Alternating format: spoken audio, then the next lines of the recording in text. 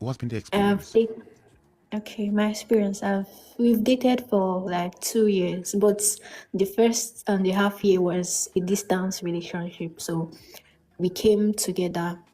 I went to see him for a few months. So I stayed, and all of a sudden, the person that keeps like texting me, all of a sudden changes, become abusive. Wow. Sometimes after going through his phone, and I see something like, and I'm trying to confront him, like he's like, why are you going through my stuffs? Then if I'm trying to talk, all of a sudden he starts abusing me, like beating me, and a lot of stuff. Then like the isolation, he isolated me from. He didn't let me make friends. Sometimes if we go out on dates, then after the dates, okay, we meet one of his friends and maybe we are talking. Then after everything, when we get home, he will start shouting at me that why was I cracking jokes with his friend? Before you know it, he will slap me, beat me, abuse me. So I was going through a lot. Are you safe at the moment? Where are you at the moment? I'm at my auntie's place for now. And I hope you're not planning of going back to this place. No, no, no. I'm not. And how long did this go on for? It went on for the other half, I think for 8 months.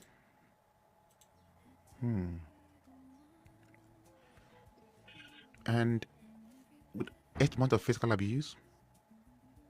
Yeah.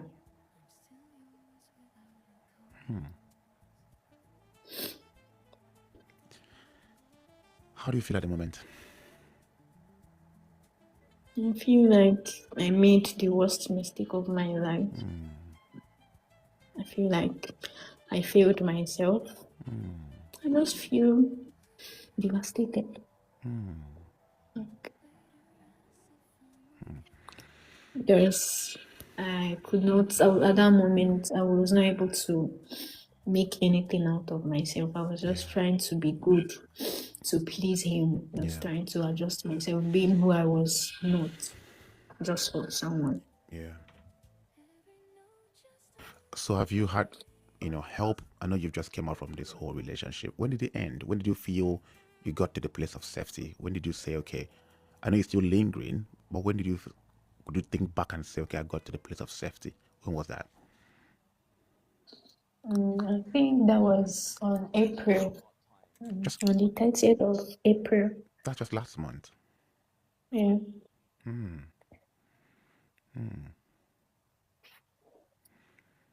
Yeah. It was after the last abuse, so I had to tell myself that this cannot continue. Yeah.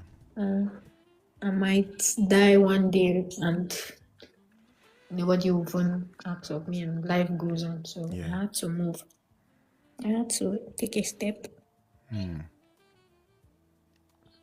where's this guy? What have you involved, the police, or what has happened to him? Is he walking around? For now, I'm trying to heal. I don't want anything to Yeah. be in contact with me and Yeah. him. So Yeah. Yeah. I mean, that's a fair. Given the context, Nigeria is quite. I know there's a lot of issues back at home, um, so there's no structure to bring these individuals to face the consequence of their behavior. So I think it's a fair idea that they want to just move on. Have you tried any therapy yet? How are you trying to help yourself? what's going on with my daily life?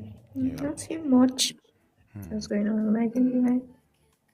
Are you trying to move on so quickly? I'm trying, but the trauma is Yeah. still there. Yeah. Would you do me a favor if you can? Yeah, sure. I will. Okay. One of the trouble, which I mean, it comes as a response of survival, really.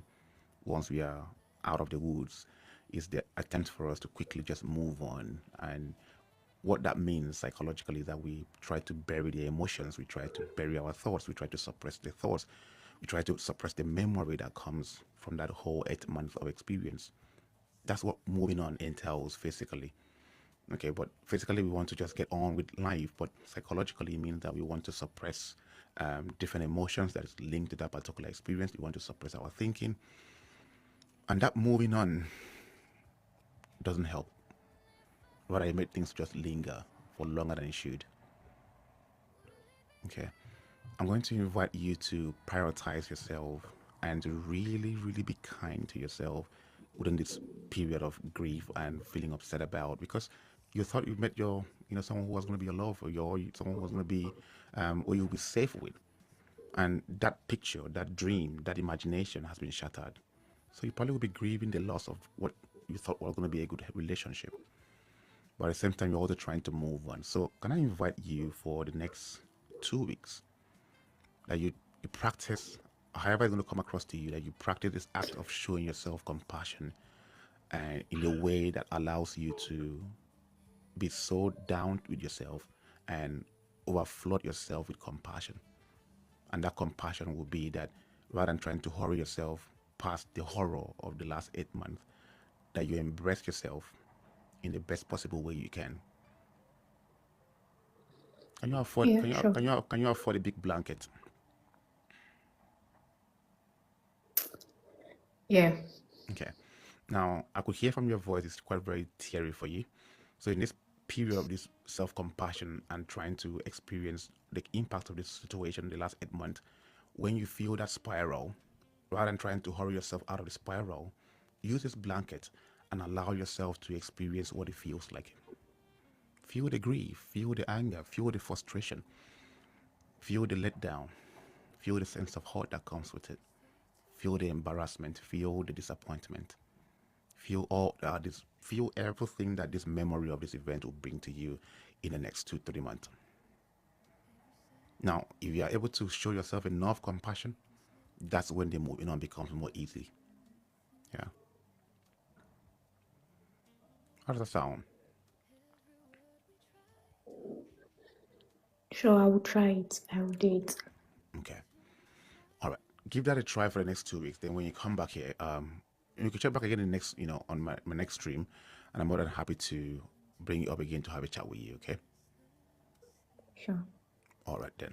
Thank you. How was that for you? I'm a bit relieved. Yeah. Yeah. All right. So I'll look to see you in the next 2 weeks. Okay. Just come back here next 2 weeks, and then we'll have a chat again. Okay. Okay. Thank you. All right. Then. Okay. Bye for now. God bless you.